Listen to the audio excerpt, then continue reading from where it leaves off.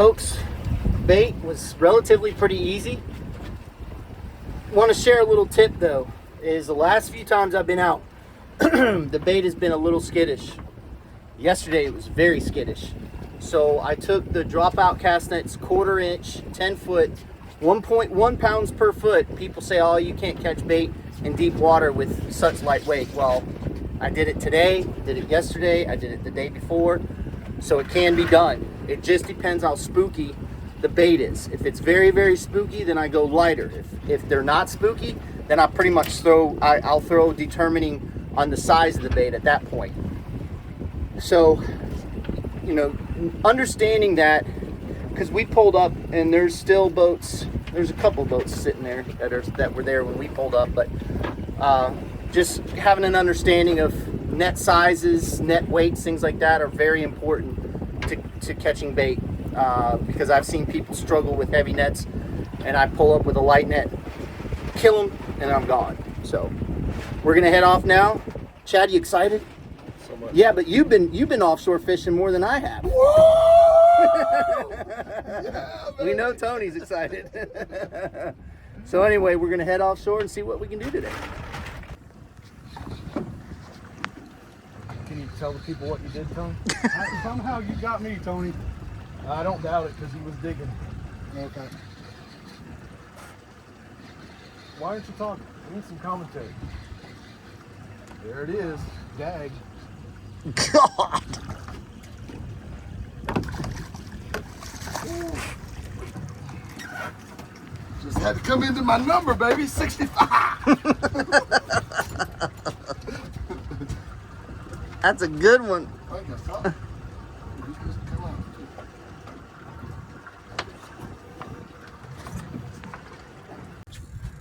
Tony, what just happened? Baby, I was so confident. Oh, that was a good one. Nanoman's gonna have to turn.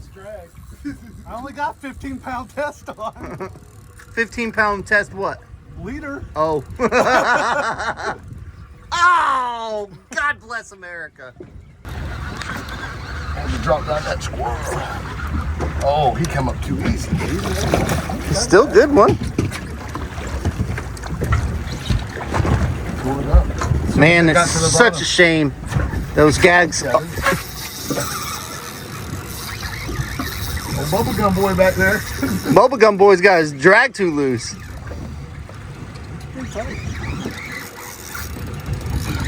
Would you send a whitebait down? Yeah. Our gag spot has turned into a mangrove. Our mangrove spot has turned into a gag. But we have caught a bunch of nice gags here before. There you go. Is it a red? No, it's a gag. Tony. He's trying to catch up to me. Good job, Chad. Yep.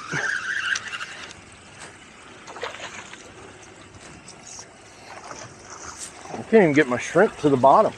He just he just spit up shrimp.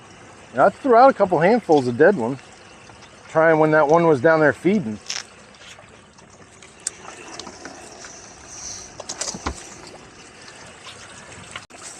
Well, folks, we started off in like 78 feet of water and went out to 95. And almost every stop we went to was lane snapper, just like nuts. It was every bait down, lane snapper, and a lot of them were small. We caught some dolphin. There was a bunch of dolphin out there, especially in 95 feet. But we decided to come back into 65 because Chad did real well a couple weeks ago in 65 feet on hogfish. So we decided to come in and see what we can do. We're at a spot where we've caught a lot of hogfish. We've caught gags here, as you can see.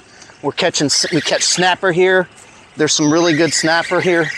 So sometimes you got to make a decision. If you're catching a certain species in a certain water depth and you don't want that species, you got to change it up a little bit. He just spit up all that chum. Mangrove? Yeah. So folks, if also today is one of the first days that we've actually really concentrated on chumming quite a bit. So what I did is I bought 25-pound chum blocks, from our supplier, and it actually lasts a very long time. And that fish just spit up some of that chum, and those fish are coming up in the water column. I'm using 15-pound fluorocarbon because this water is extremely clear right now.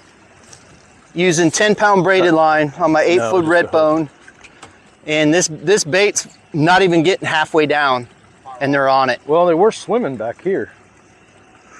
So if you guys are interested in 25-pound chum blocks, I can have them available at the shop. Just let us know. But that's what we did. Instead of using a 7-pound, we used a 25-pound, and it seems to last a lot longer. We put it into a floating net, so it's got a fine mesh in it, so it doesn't release it too fast, but it releases it fast enough to where it gives out a good amount of chum. There, get them. Don't let them swim into the rock. If you pull it away, just drop it back. Are you guys trying to interrupt me over there? Yeah. What's that clown show doing on over there? I won't pick it up. Nanner man, what are you doing? Feeding fish. I guess so. That's acting snapperish.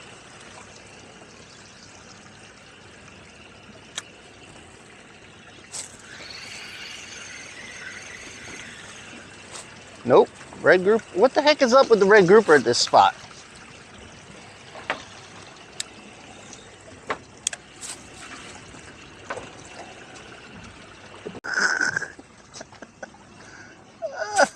Just like Jello pudding, man.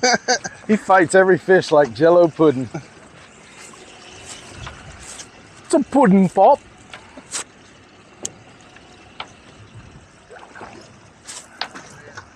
Yep, that one will keep.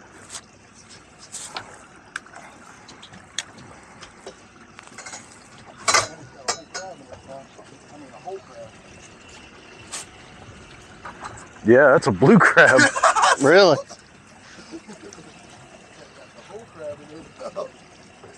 Got the whole world. That could be a good snapper, though.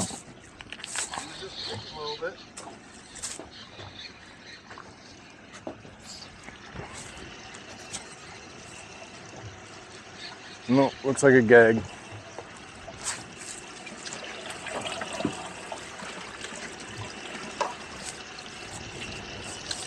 Looks like a gag.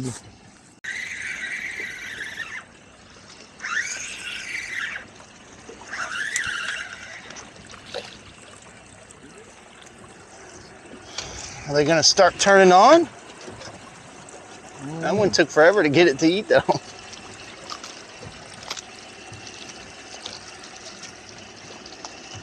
Ooh, he almost got me. Well, folks, we've had some big fish blowing up on chummers. They came. I saw them up in the chum, and we threw some live ones out, and they absolutely went nuts over them. So Chad, they were busting behind the boat. There he is, right there. There's a bunch following him too. There was. It's a mangrove. Told you. Just a fired up one. They're fired up, but we threw some live chummers out, and they're out there. Look at that one, Todd. Ah, dang. So anyway, that 50 pounds or that 25 pounds of chum is starting to pay off. We've got another chum block in there. We may have to put that one in there too. Right. Talk about get them really fired up. Because I think that major's coming up in maybe about an hour or less. It's 3:40 or 3, yeah, it's near 4. Though, I just threw those out. There they are again. Oh, they are back here. One swirled on mine.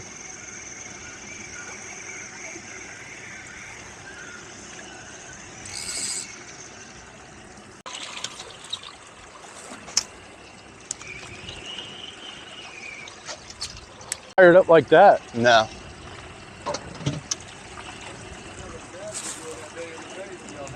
Yeah, but that's Yep, 12 there foot they of are, water, Brian. 15, not.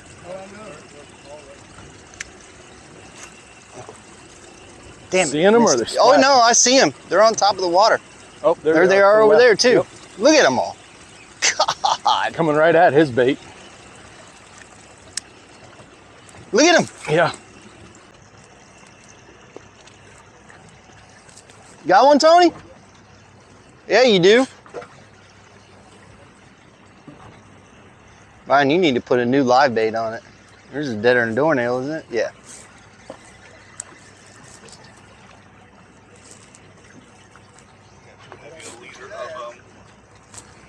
It's what? Nothing wrong with that.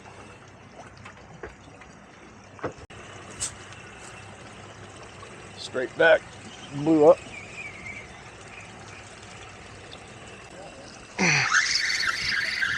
You had one, Tony?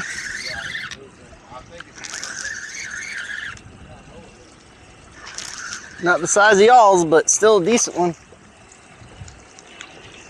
Football. Yeah.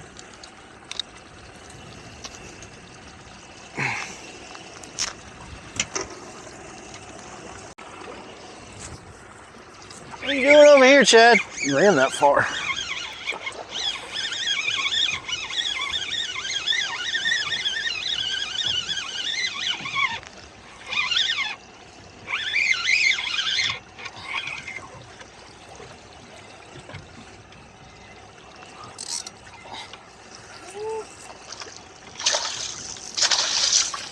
Good one.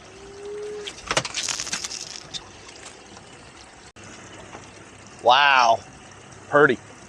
Did you say get him? I don't want no part of that. Jump on him, Chad. No. I ain't that guy. He's sniffing it. Yeah, he's sniffing it. Trying to triangulate it. Oh, that's a pretty sharp. Yeah. And that's a small one. Yeah, right?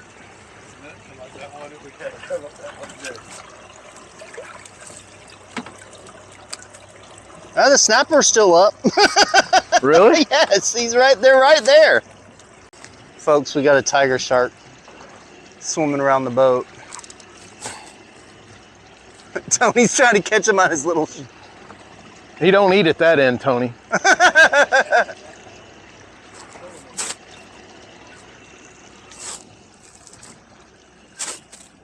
His mouth's on the other side.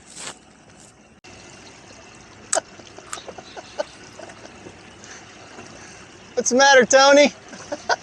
Gotta take a breath.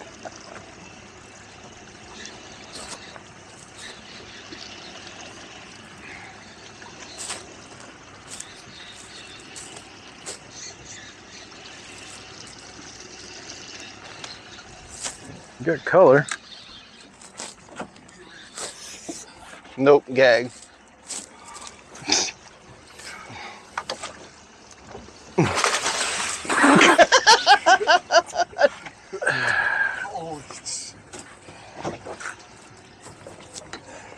Holy crap!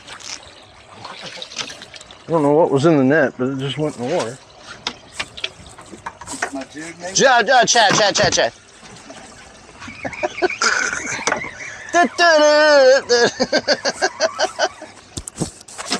Big old flounder.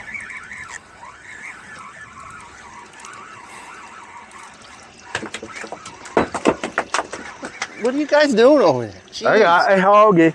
I got a hoggy. Really? First one of the day. Yeah, right? I think I just get the assist on this one. Well, folks, we made it back to the dock, and what an interesting day. It was, the bite was okay. It wasn't stellar, but it wasn't horrible. As you can see by our table, we caught a variety of fish. We caught mahi-mahi, we caught red grouper, we caught gag grouper, we caught mangrove snapper, we caught one hogfish, that was it. So we caught a lot of neat, different things, but we had from 75 feet to 95 feet, the lane snapper were absolutely everywhere we went. There was lane snapper. So I said, I asked the guys, I said, should we run back in or should we go out? And I know Chad wanted to try to get into some hogfish, so we decided to go in, and it's a good thing we did. That's where we got the majority of our snapper. We actually had the snapper up on the surface. I hope my camera caught it. I haven't looked at the footage yet, but it was amazing because those fish were up in the water column, or up on the surface. They were busting baits on the surface, so it was really cool. It's been a long time since I've seen that, but I gotta say that I think that 25 pounds of chum really made a difference. We brought, huh? Hold on a minute. I'll get it. Hold on a minute. So anyway, okay, let me just go ahead and get it right here, if I can Fish get 1. it. Hold on. Fish 2. Fish 3. Fish 4. Nothing but chum. Nothing but chum. Well, that one's bait. So there you go. We haven't really chummed a lot when we go offshore. We don't chum too much. Sometimes we'll chum with Chad likes to chum with dead shrimp. I'll chum with cut pieces every once in a while, but for some reason I just said, you know what, today I want to bring a bunch of chum with us and see what happens. And now I wish I would have loaded the live well a little bit more, because we could have probably chummed them on the surface. But they went down after a while, but they stayed about 20 feet down to where you could actually see them. Even with that tiger shark came in, they still stayed up. So it was a fun day in the water. Of course, we had Nanner Man right there. He hasn't been fishing in a while, so he got it. That's just not different than it was. that's just not right. Tony got his personal best flounder. So it was a fun day. Like I said, the bite was relatively pretty slow though, because we had a very long incoming tide.